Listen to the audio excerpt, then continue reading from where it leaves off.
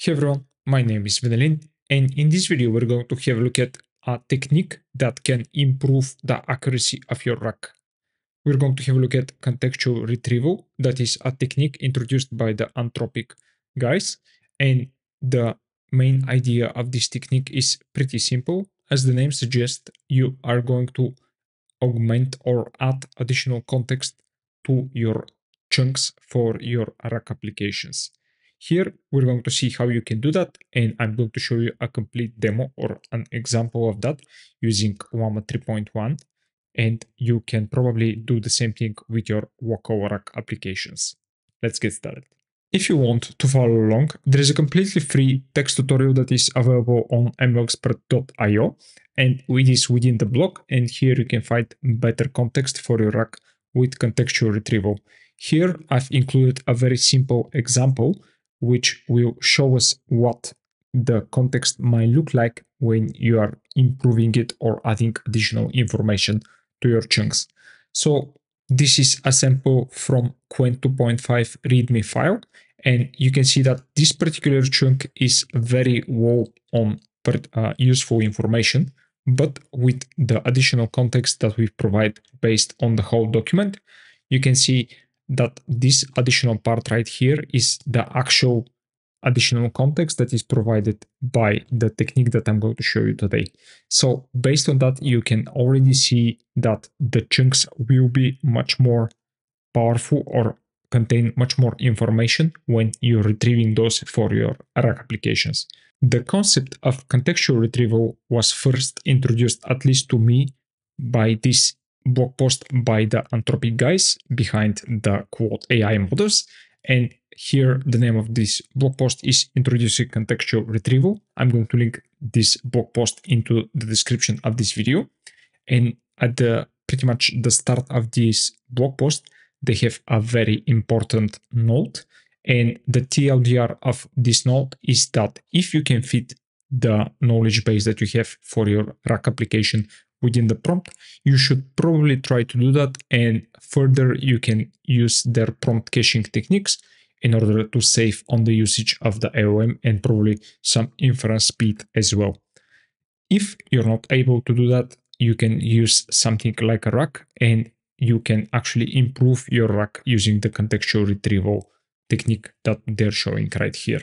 The most important chart in this blog post was the actual improvement on the top 20 chunks retrieved. So here you can see that just a plain old embedding is having, at least in their test case, 5.7% of failure rate for the retrievals. Then if you're doing some re-ranking with BM25, for example, you can reduce this to 5% error rate. But if you're using contextual embedding, you can see that G-jump is quite high.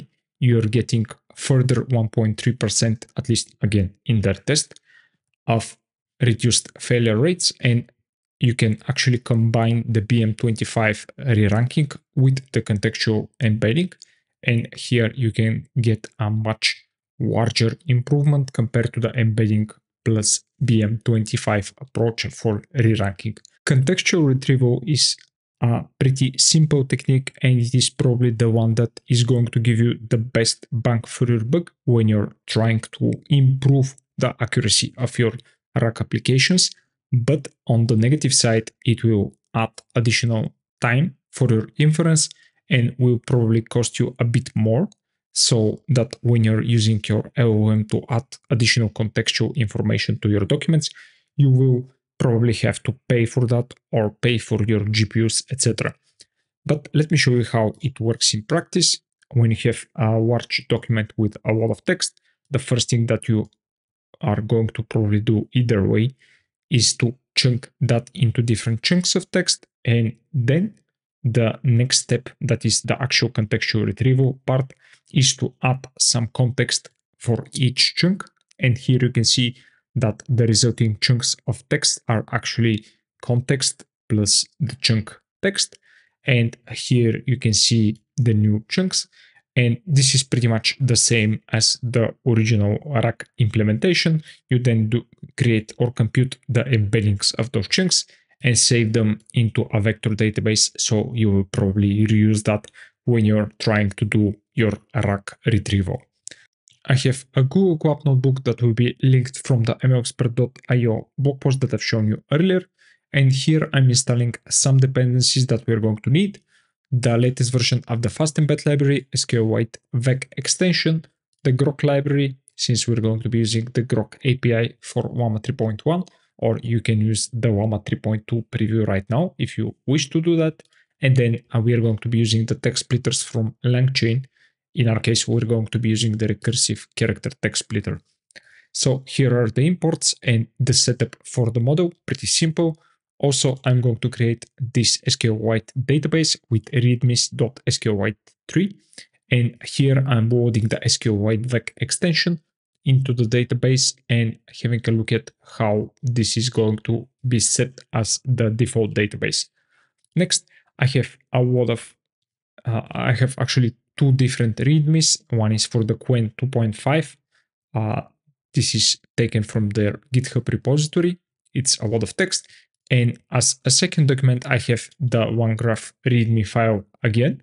So I'm going to be using all of this for our RAC application, since I want to have different documents and have a look at how the RAC is performing with those different documents.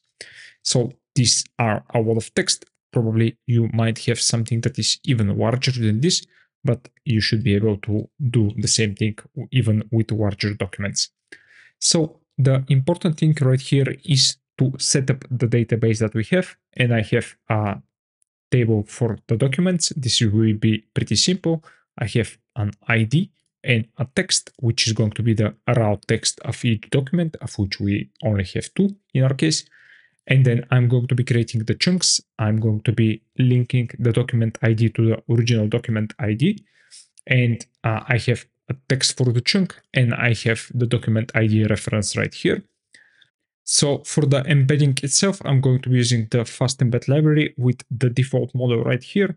And this is a pretty wide model. So I'm going to be creating the embeddings for the two documents just to have a look at what actually we need as a size of this document. And you see that the WAS table that I have right here is actually using the embedding size from the model, which is 384. And this is the final table that I'm going to be building for the chunk embeddings. So to start the whole process, I'm inserting the two documents that we have, at least their text, within the database, and I'm using the auto incremental ID of both. And here is a substring of each of the text. You can see nothing really special, the ID and the substring of the text. Next, I'm going to be adding the call model function, which is pretty simple way to call the Grok API. And you can see that I'm appending to the messages that we have right here, the user prompt that is passed in as a parameter. And based on that, I'm calling the model with the messages and a temperature of 0. And I'm just returning the response from that. Next, I'm going to initialize the recursive character text splitter, and I'm adding a 2048 chunk size. This is pretty much something that you might use in practice, but if your LLM is rather more generous with the tokens that it can handle, probably I would increase that to 2 or 4 times more. Next, this is directly taken from the guide that was added to the blog post that I've shown you earlier by Anthropic, and this is the prompt that they're using. So I'm just going to reuse that right here. And this is the prompt that is going to actually create the context or contextual chunks from your documents. And here is, let me show you the actual prompt. Here is the chunk. Here is the content of the whole document. So you're giving the chunk and then you're giving the document. And note that here the actual boundaries of the chunk and the document are XML tags.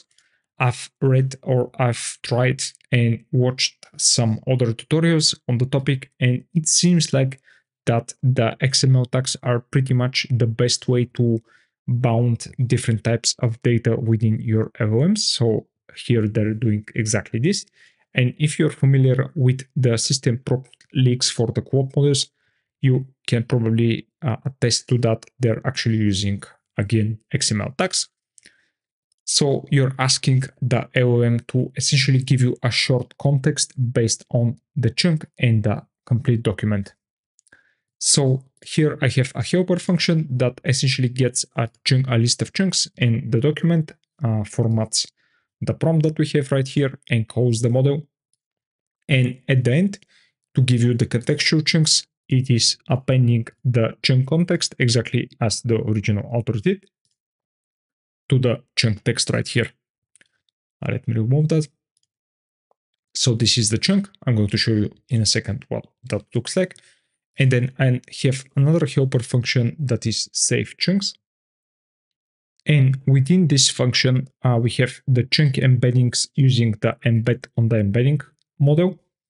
And for each chunk, I'm going to actually insert the chunk with the document ID.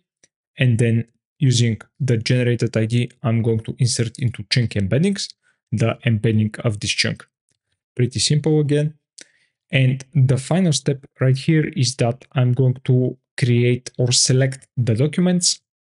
And based on the splitter, I'm going to print out the chunks for the documents that we have. And this is at least for the sample that I'm showing you. And for the first document, which is the Qwen README file, I'm going to have 6 different chunks. And this is the WAS chunk. This was from the original example that I've shown you. And without the context, you can see that this chunk is very poor or on entropy or knowledge within the chunk itself. And after we augment this with additional context, you can see that this information here that is provided by the WAMA model. The chunk is situated at the end of the document found the section deploying Qwen 2 models with VLLM and serves as a concluding remark encouraging users to explore the capabilities of Qwen 2.5. Okay, seems legit enough.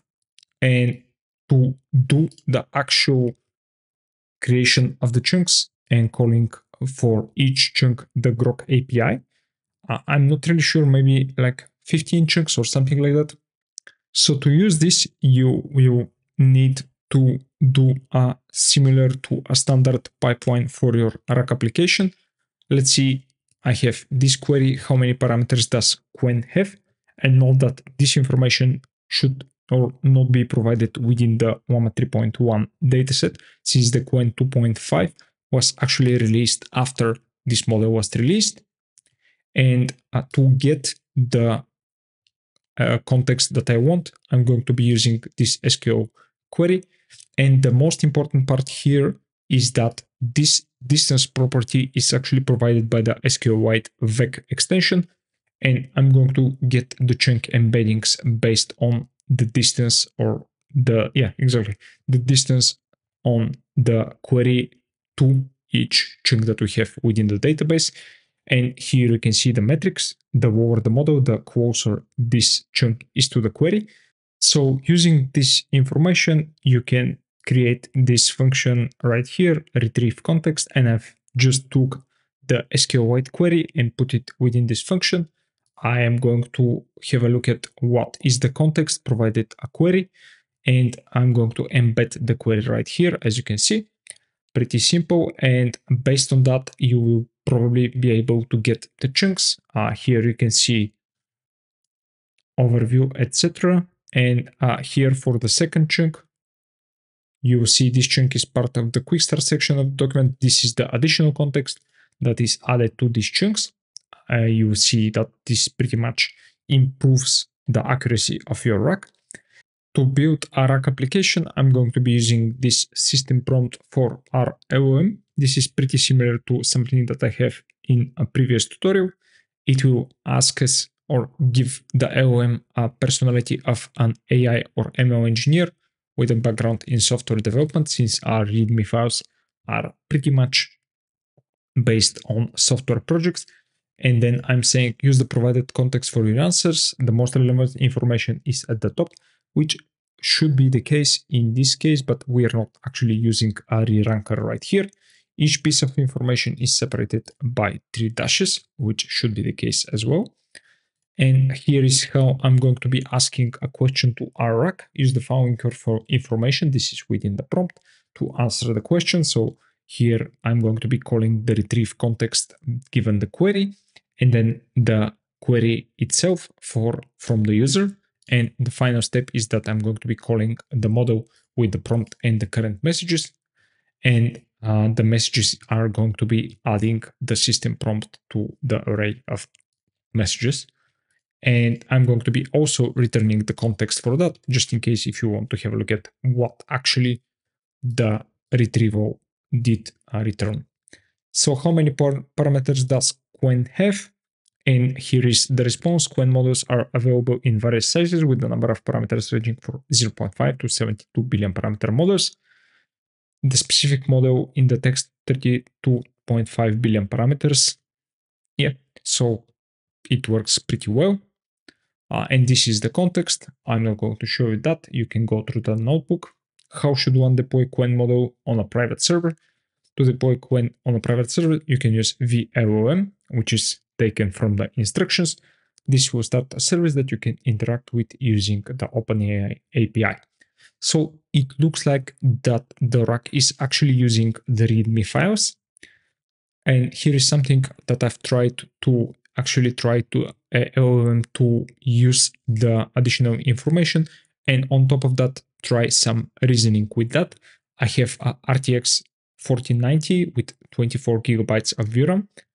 Which version of the model can I run with good inference speed? Note that this is a rather, let's say, not well defined question. The model sizes available are it did took the information of the Qwen model sizes. Considering your RTX has 24 gigs of memory, you can likely run the 7B or 14 billion parameter models with good inference speed. So it says that the 14 billion parameter model might be pushing the limits, so the 7B should be a safer choice. Keep in mind that the actual performance system, CPU, RAM, and the specific use case. Note that it is not talking about quantization, probably not knowing anything about it, but I would generally agree with the presumption that the 7 billion parameter model is a pretty much sure bet. Can you use Qwen with LangGraph? How one could do that? So this is a combination of both documents that we have. Of course, our RAC doesn't care that we have multiple documents. It doesn't know anything about that. Yes, you can use Qwen with LangGraph. LangGraph is a library for building stateful multi-actor applications with LLMs, and Qwen is a large language model series. So this is pretty powerful right here. We have two documents, and based on that, our LLM can reason on both and give us practical reasoning or applications of both based on the information that he has. Here's a high-level overview of the steps. Choose a Qwen model variant. Define a LangGraph workflow that incorporates the Qwen model as the LLM component. Very good. Use the LangGraph API to interact with the Qwen model and build your application. Okay, so it is a pretty superficial response, but my question is a bit vague as well. Can you use human input as in a LangGraph application? Yes. LangGraph supports human-in-the-loop interaction patterns, allowing you to pause an agent, review its state, etc. Again, another very good response. And just to compare what will this look like if we're not actually using a RAC application, I'm going to be passing this question, exactly the same question, directly to 113.1, the 70 billion parameter model. Can you use human input in a LangGraph app? And let's see what is the response. Human, yes, you can do that. LangGraph is a visual programming tool that allows you to create interactive application by combining visual elements in code, which is completely incorrect, at least from our standing point of view. Probably there is a LangGraph UI library or something like that that can allow you to create text inputs, buttons, etc. But this is not the case for our particular AI library that we know from the LangChain guys. So this is it for this video. We've seen how the contextual retrieval technique can be implemented pretty simply And even though it is adding additional inference time and probably some cost to your bills for your LLM applications, it will probably add additional performance improvement on top of what you already have. It is a technique that is very simple to implement and add to your stack. So keep that in mind and probably try to have a benchmark with and without it when you're deploying your production grade RAG application. Thanks for watching, guys. Please like, share, and subscribe. Also, join the Discord channel that I'm going to link down into the description of this video. If you want to support my work, please consider subscribing to ML Expert Pro AI Bootcamp, which I'm continuously improving and adding a bit more info about the next iteration of the bootcamp. Thank you for watching, and I'll see you in the next one. Bye.